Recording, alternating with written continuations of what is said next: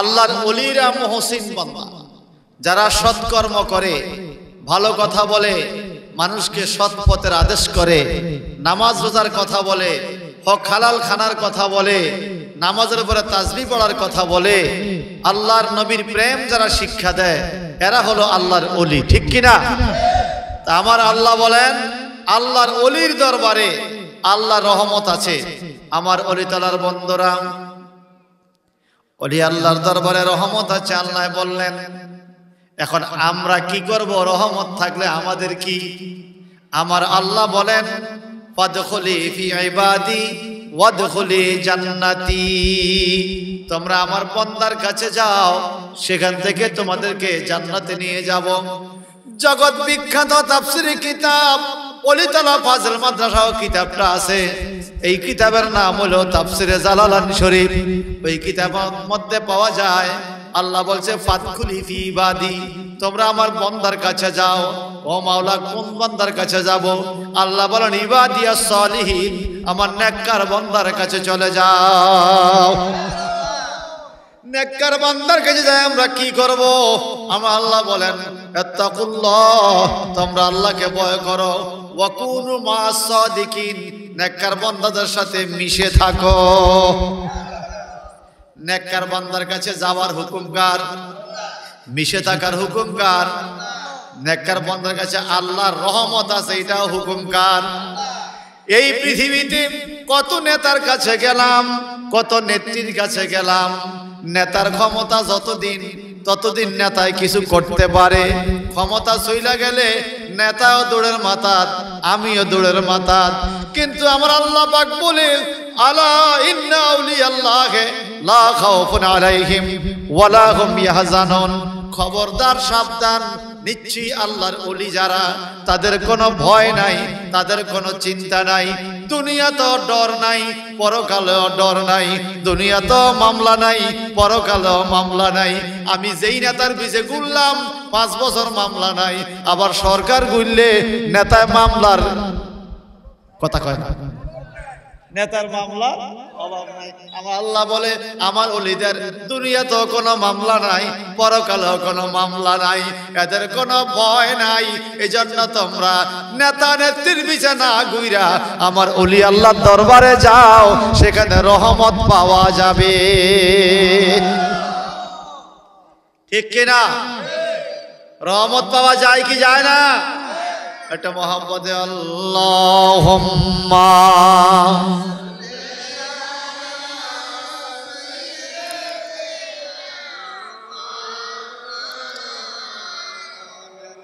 ও আলা আলে।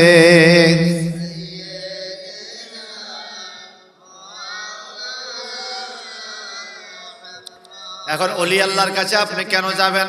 মনে রাখবেন, ওলি আল্লাহর কাছে যাইয়া ওলিকে সেজদা করা যাবে না, ওলির মাজারে সেজদা করা যাবে না, ওলির নামে কোরবানি দেওয়া যাবে না, ওলির ইবাদত করা যাবে না। কোরবানি করতে হবে পশু আল্লাহর নামে, সেজদা দিতে হবে আল্লাহকে।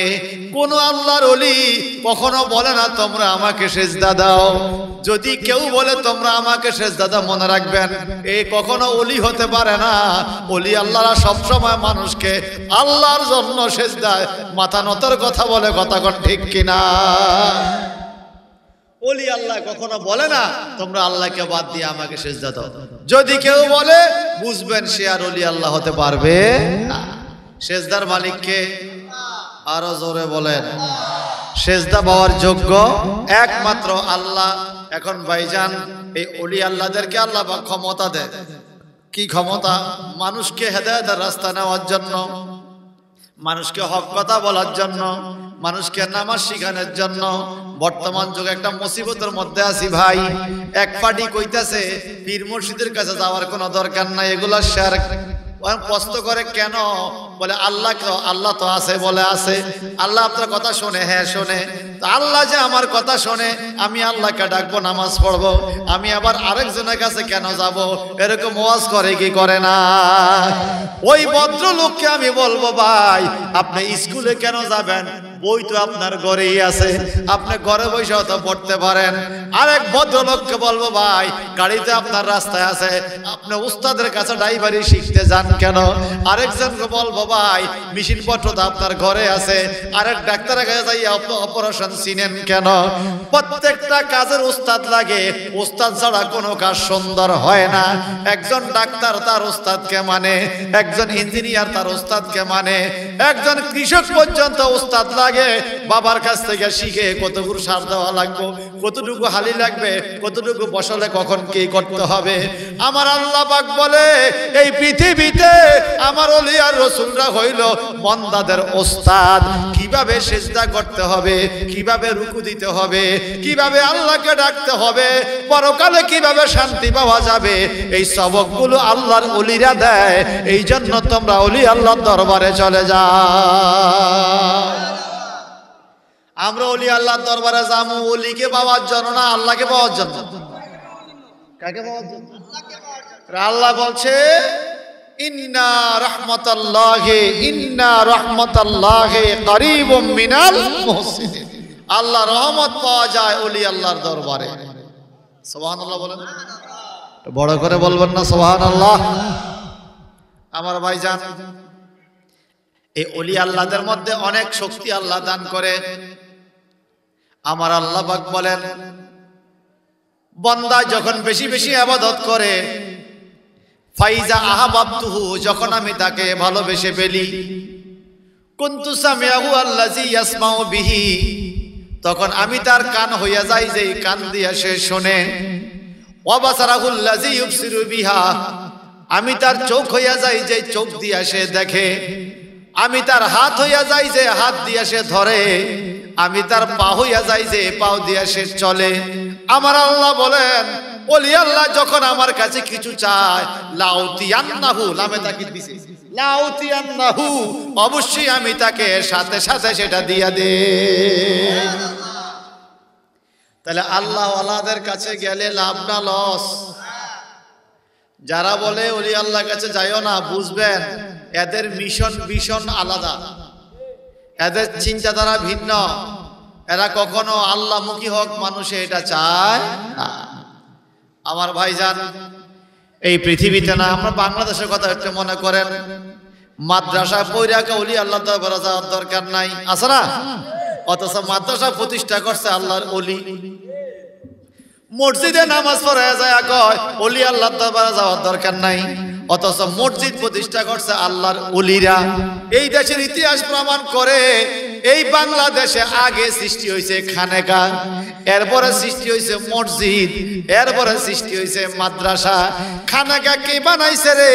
মোহাম্মদ ইখতিয়ার উদ্দিন মোহাম্মদ বিন বখতিয়ার খেলজির আমলে ভারত উপমহাদেশ থেকে মানুষেরা এই দেশে আসছে। এই ভারত হইয়া এই দেশে আসছে আরব দেশের মানুষেরা, ব্যবসায়ীরা, মুসলমান ব্যবসায়ীরা এই দেশে আসার কারণে চলাফেরা করতে করতে আস্তে আস্তে ইসলামের দাওয়াত হইয়া গেছে। এরপরে যুগে যুগে ওলি আল্লাহর আসছে, শাহজালাল শাহপরান সহ 360 জন আল্লাহর ওলি এই দেশে আইসা বিভিন্ন গ্রামে গঞ্জে যায় যায়, শহরে যায় যায় খানকা বানায়া মানুষের ধর্ম শিখাইছে, নামাজ শিখাইছে, ওযু শিখাইছে, গোসল শিখাইছে, ইসলাম ধর্মের নিয়ম কানুন শিখাইছে। কথা বলেন ঠিক কিনা? এদেশে মাদ্রাসা আগে হয় নাই, এদেশে মসজিদ আগে হয় নাই, আগে হইছে খানেকা। কি হইছে? খানেকায় যখন জিকির আজকার হয়েছে, তখন নামাজ পড়তে হবে, মসজিদের প্রয়োজন, মসজিদ বানাইছে। যখন মসজিদ এবং খানেকায় ইবাদত করার জন্য মানুষ আসে, তখন ইবাদত শিখতে হবে, মাদ্রাসা দরকার, মাদ্রাসা প্রতিষ্ঠা করছে। এখন মাদ্রাসায় পড়া, মসজিদে নামাজ পড়া যদি কেউ খানেকার বিরোধিতা করে, বুঝবেন গাছের ডাল যদি শাখার মধ্যে লাভ হয়, মূলরে অস্বীকার কইরা, একদিন মূল যদি কাটা যায়, শাখার পাতা শুকাইয়া যাবে। এ কথা কয় না? গাছের পাতা শুকাইয়া যাইবে। আল্লাহর ওলিগণ এই দেশের মানুষের ইমানের মূল। আল্লাহর ওলিগণ যদি ঠিক থাকে, এই দেশে খানেকা ঠিক থাকলে মসজিদ মাদ্রাসা ঠিক থাকবে। ঠিক কিনা বলেন? যেহেতু ওনারা এগুলো প্রতিষ্ঠিত করছেন, আল্লাহ তুমি আমাদেরকে এই কথাগুলা মেনে বুঝার তৌফিক দান করো। সকলে আমিন বলবেন না?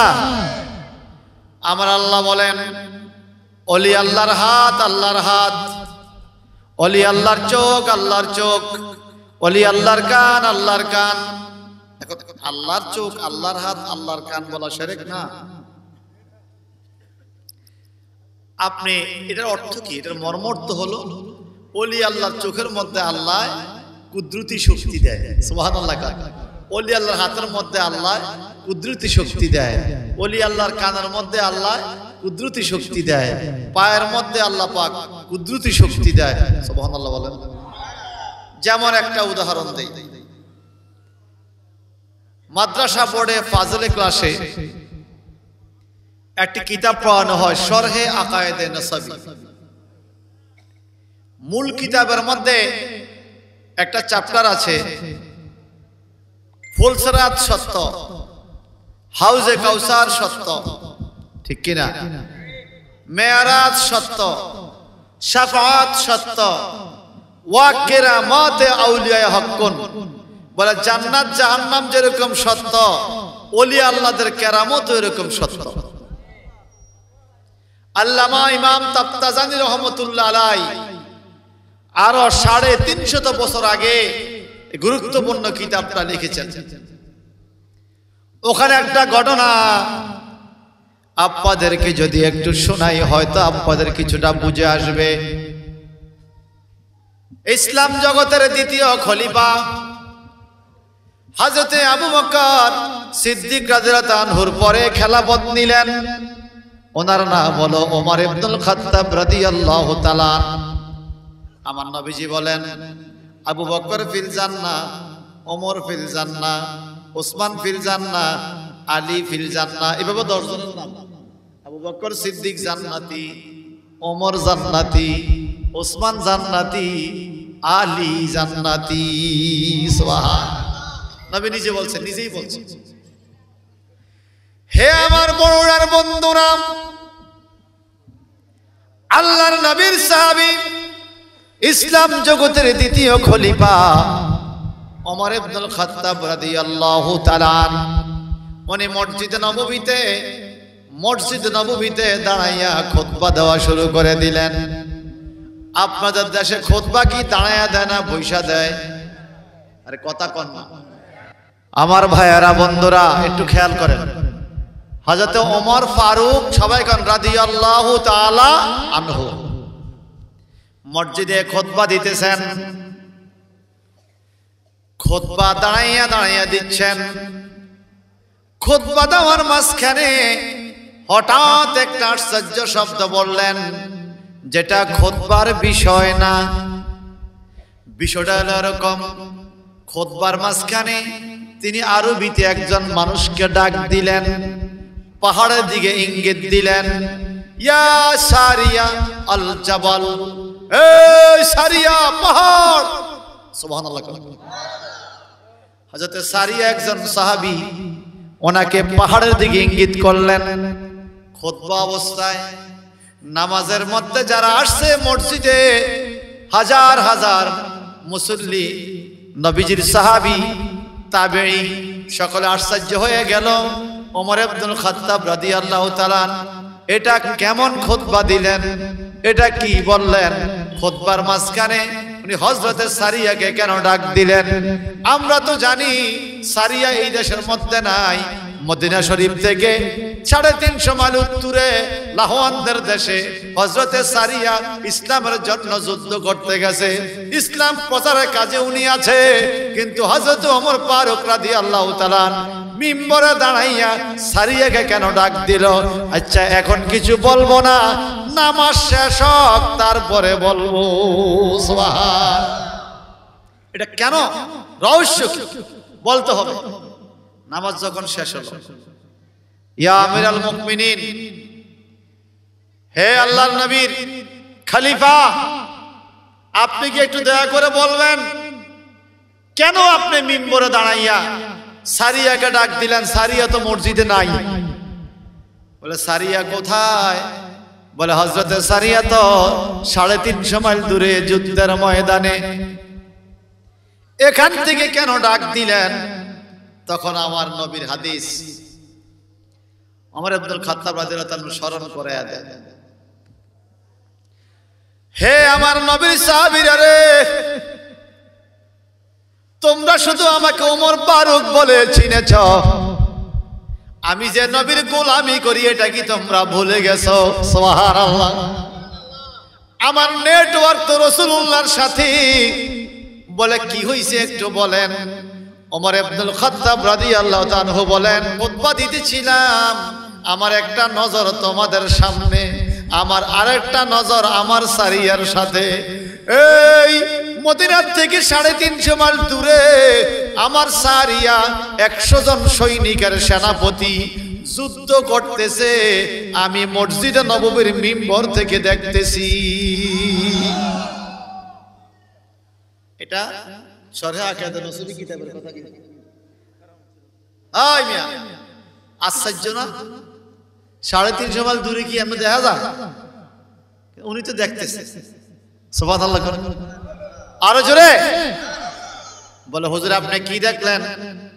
বলে আমি দেখলাম হযরতে সারিয়া সামনের দিকে যুদ্ধ করতেছে, পাহাড় ঘেঁষিয়া ঘেঁষিয়া পাহাড়ের পিছন দিক দিয়া একটা শত্রু কাফেলা শক্তি নিয়ে হযরতে সারিয়ার উপরে আক্রমণ করার জন্য প্রস্তুতি নিয়েছে।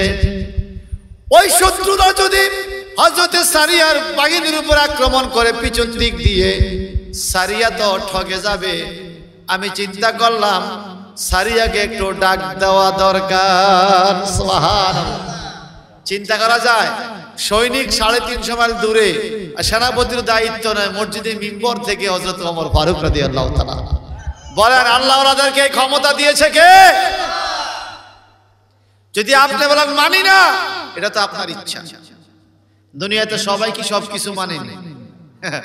কত মানুষ আছে সুদ খায়, এতে এটারে মানে না, আছে না? কত আছে ঘুষ খায়, মানে না, আছে কি না?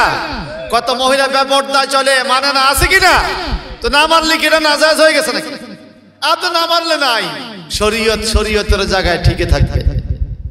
আপনি মানলে আপনার লাভ, আপনি না মানলে আপনার নিজেরই কি লস।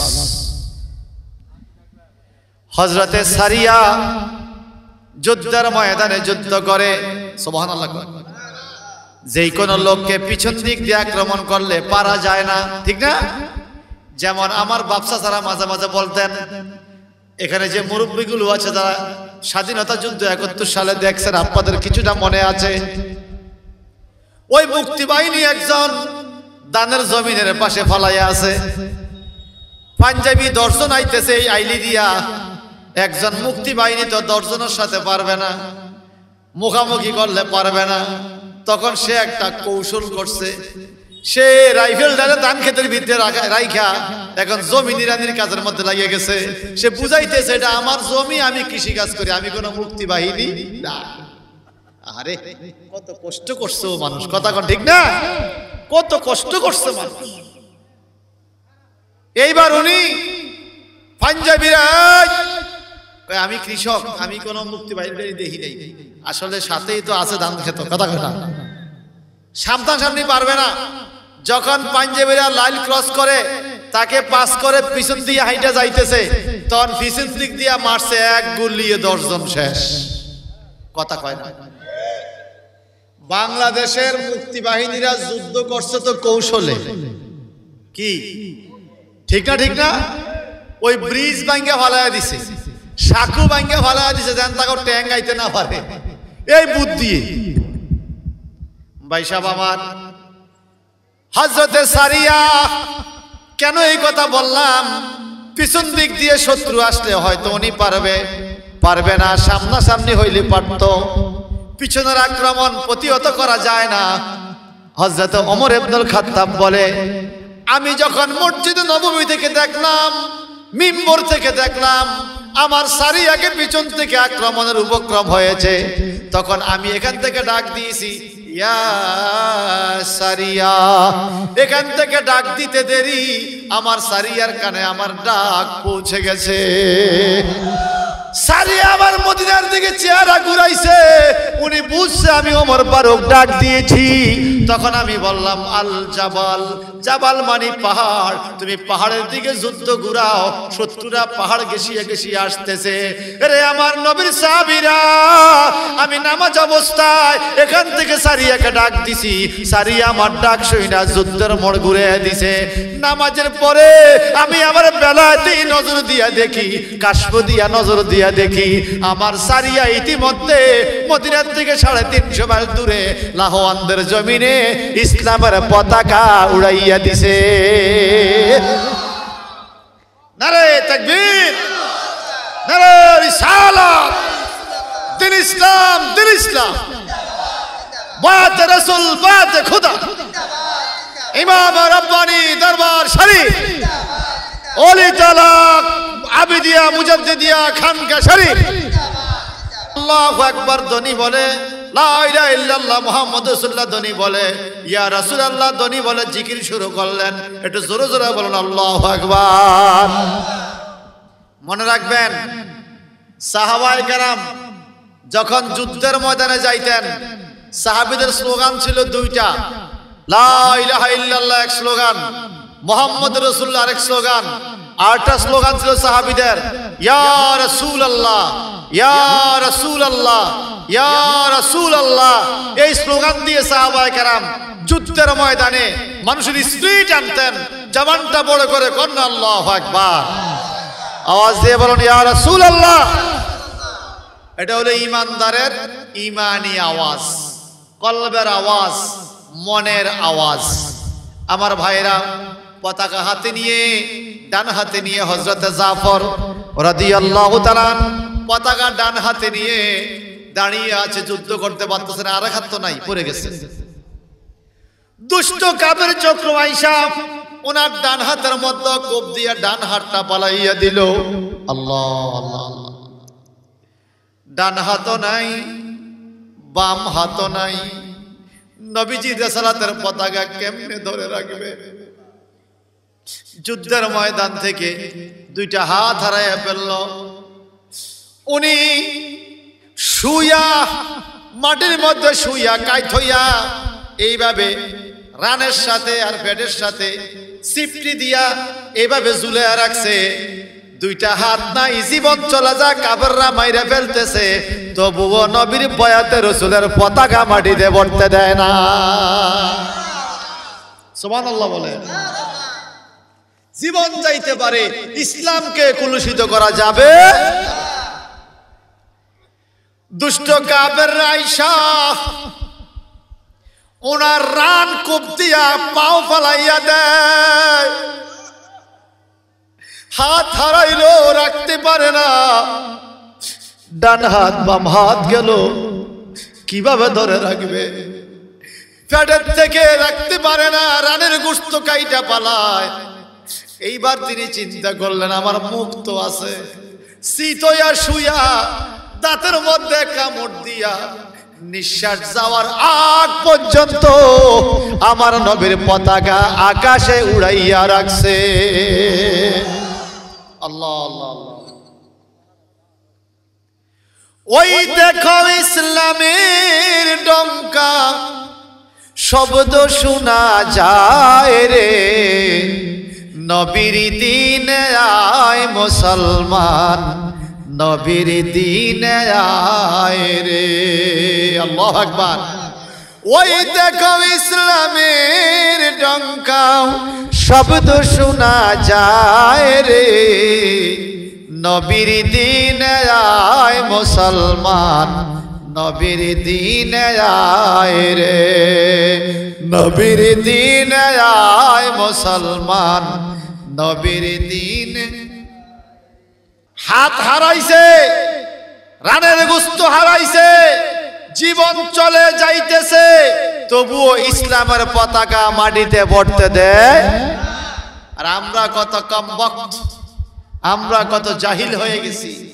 আমরা ইমানটাকে বিক্রি করে দেই 100 টাকা, 500 টাকা, 200 টাকার বিনিময়ে।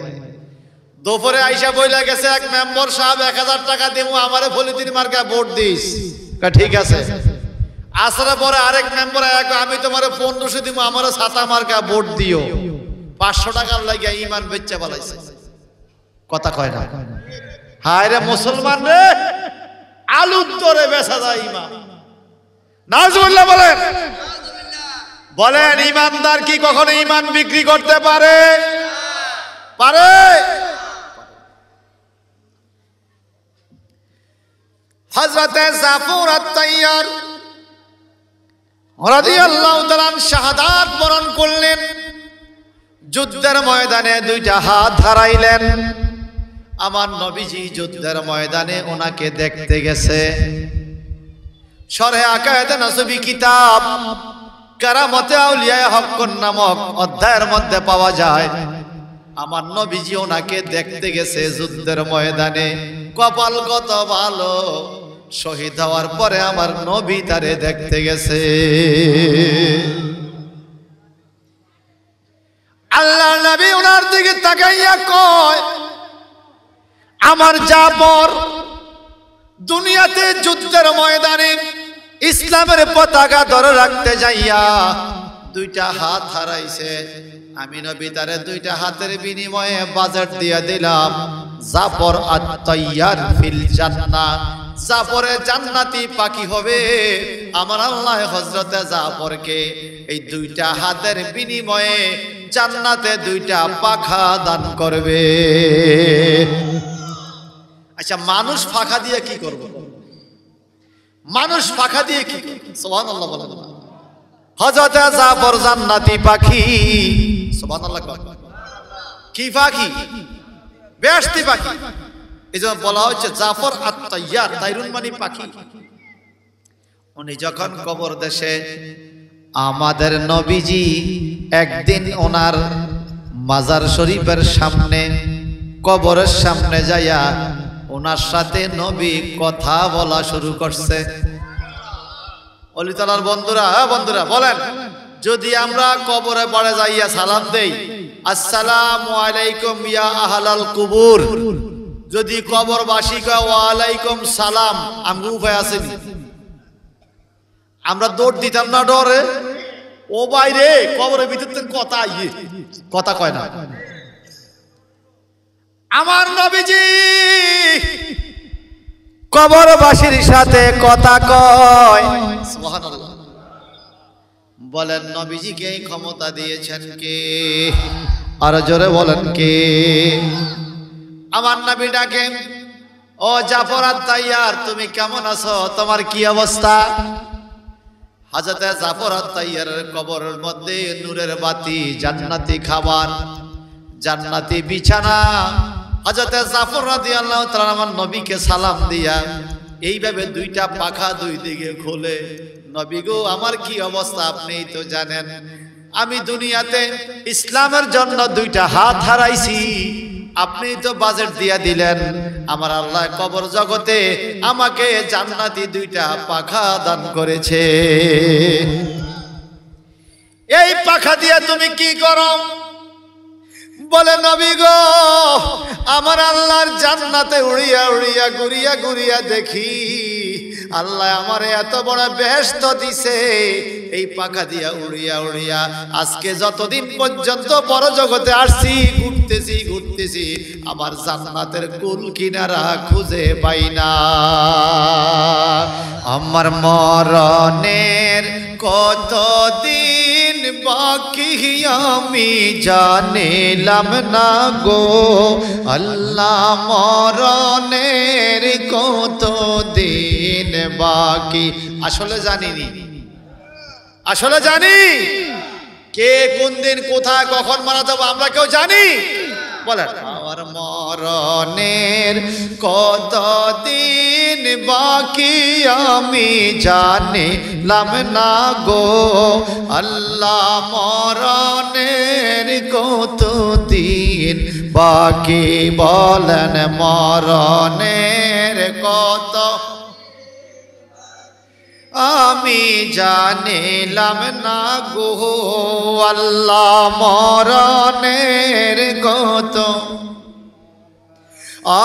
আর সাদা কাপন পরাইয়া সাজাইবে আমার সাদা কাপন পরাইয়া সাজাইবে আমার কেমনে থাকবো একলা একলা অন্ধকার কবরে আমি জানিলাম না গো আল্লাহ মরণের কত দিন বাকি বলেন মরণের বাকি আমি জানিলাম না গো আল্লাহ মরণের আর বরুই পাতা গরম জলে গোসল করাইয়া বরুই পাতা গরম জলে গোসল করাইয়া জন্মের মত সাজাই দিবে নাকে তুলা দিয়া আমি জানিলাম না গো আল্লাহ মরণের কত বাকি আমার মরণের কত দিন বাকি আমি জানি গো আল্লাহ মরণের আর এই সংসারে বিনা কাজে করছি কত ভুল এই সংসারে বিনা কাজে করছি কত ভুল ধীরে ধীরে পাইকা গেল আমার মাথার চুল আল্লাহ জানিলাম না গো আল্লাহ মরণের কত দিন বাকি আমার মরণের বলেন বলেন আমি জানিলাম না গো আল্লাহ মরণের আর 40 দিনের আগে বাইরে মৌতের নিশানি 40 দিনের আগে বাইরে মৌতের নিশানি জমদূতে বান্দা নিবে চোখে দিয়া আন্দিহি আমি জানিলাম না গো আল্লাহ মরণের কত দিন বাকি বলেন মরণের কত কি আমি জানিলাম না গো আল্লাহ মরণের কত দিন বাকি আমাদের মরণ কবে আমরা কেউ জানি কেউ জানি আমার নবীজি মেরাজের রাত্রে সিদরাতুল মুনতাহা গেলেন ইরশাদ হচ্ছে ইনদাহা সিদরাতুল মুনতাহা সূরা নাজমে সিদরাতুল মুনতাহা যাইয়া বিশাল বড় একটা টেবিল দেখলেন বিশাল বড় একটা চেয়ার দেখলেন অনেক লম্বা দেহওয়ালা লম্বা লম্বা চুলওয়ালা করা যার মরণের টাইম হয় 1 সেকেন্ডও দেরি করা যাবে 1 সেকেন্ড দেরি হয় না এইবার অনুমতি পাইল আমার নবী আজরাইল সাল্লামের কাছে গেলেন আজরাইল সাল্লাম আমার নবীজিকে সালাম দিলেন সুবহানাল্লাহ কথা হচ্ছে আজরাইল এইখানে আপনি বসে আছেন কেন বলে নবীজি এটাই তো আমার হেড অফিস এটা আমার অফিস আমি এখান থেকেই বাজেট লইয়া মানুষের বাড়িতে বাড়িতে যায় জান কবজ করি আজরাইল আমি দেখলাম গাছের থেকে পাতা পড়ে কিছু পাতা ডান দিকে রাখতেছেন কিছু পাতা বাম দিকে রাখতেছেন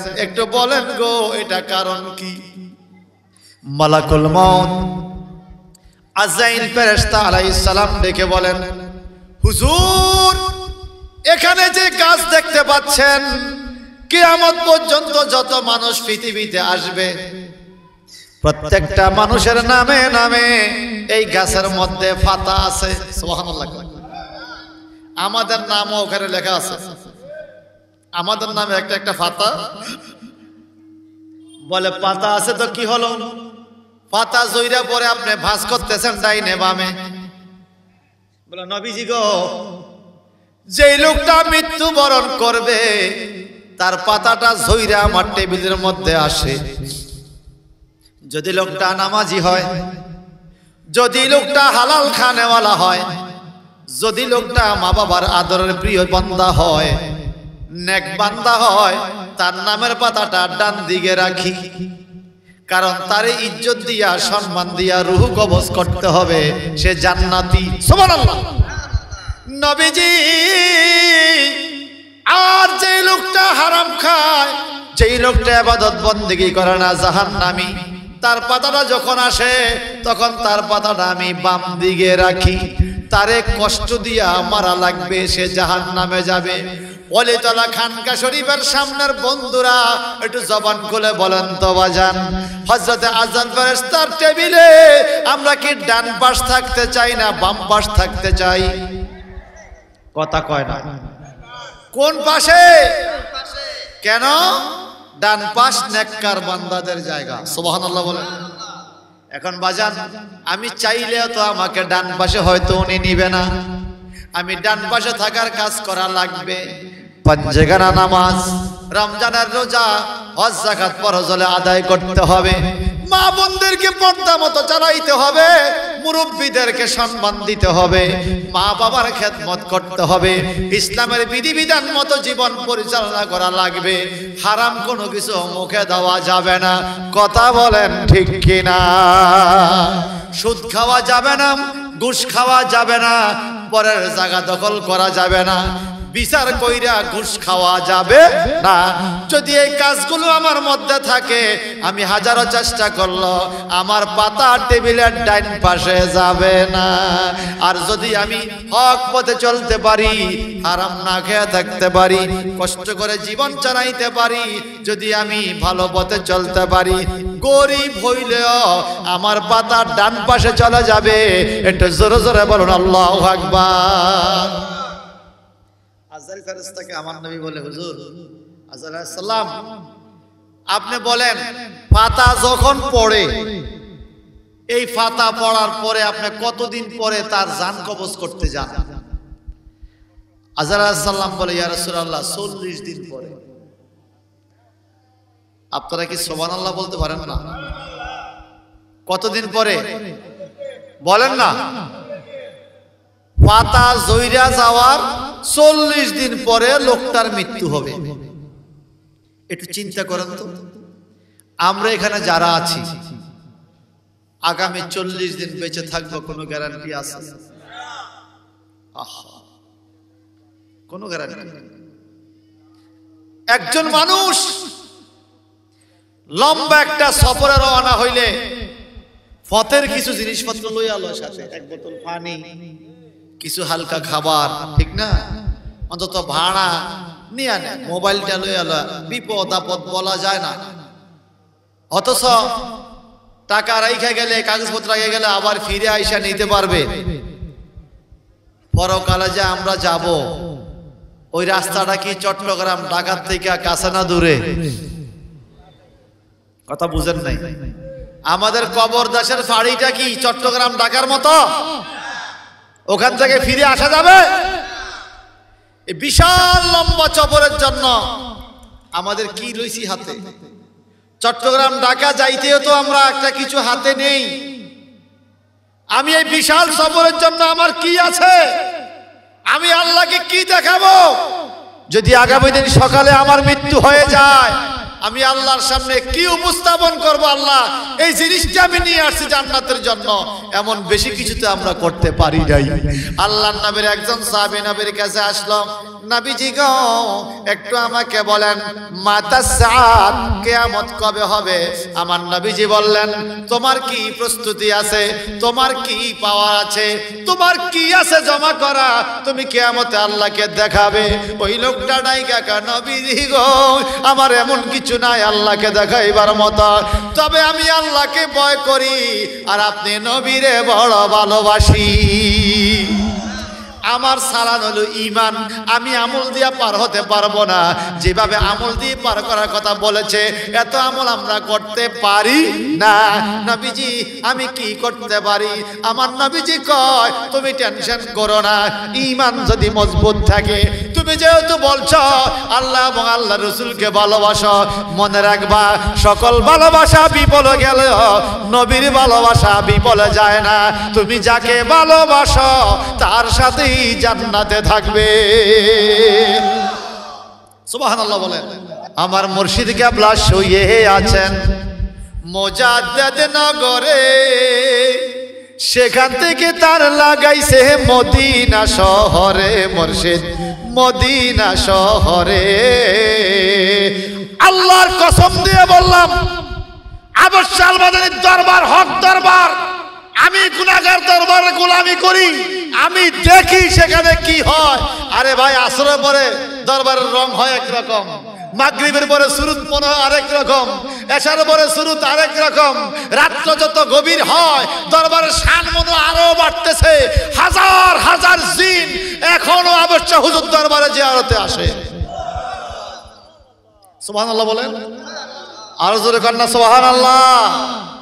এটা আমার সাথে বলেন, আমার মুর্শিদ কেবলা শুয়ে আছেন মোজাদ্দেদ নগরে, সেখান থেকে তার লাগাইছ মদিনা শহরে, মুর্শিদ মদিনা শহরে।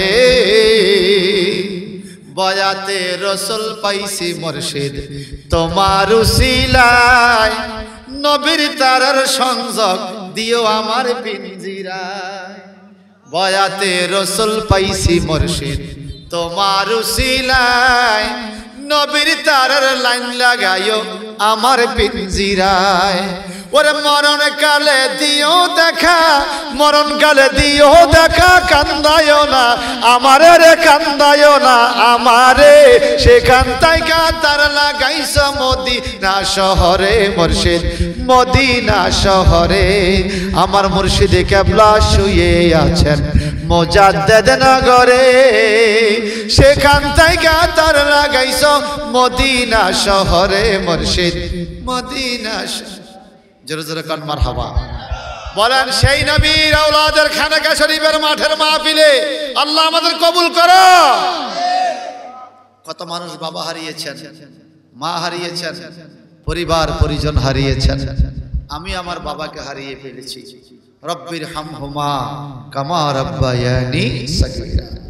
সেই মহান ব্যক্তি আবশ্য আল মাদানীর খেলাফত প্রাপ্ত সন্তান আরেকজন মহান ব্যক্তি আল্লামা সৈয়দ বাহাদুর শাহ মুজাদ্দিদি আল আবেদি মাদ্দাজিল্লুল আলী, আমার মুর্শিদ কেবলা আসতেছে অল্প সময়ের মধ্যে। মারহাবা বলেন। আরে ওনাদের পিছনে হাঁটলে জীবন ধন্য, আইসা গেছে। ওনাদের সাথে হাঁটলেও জীবন ধন্য, কথা কয় না। ওনাদের পাশে একটু বসলে জীবন ধন্য। আল্লাহর নবীর খাস বংশধর, সুবহানাল্লাহ বলেন।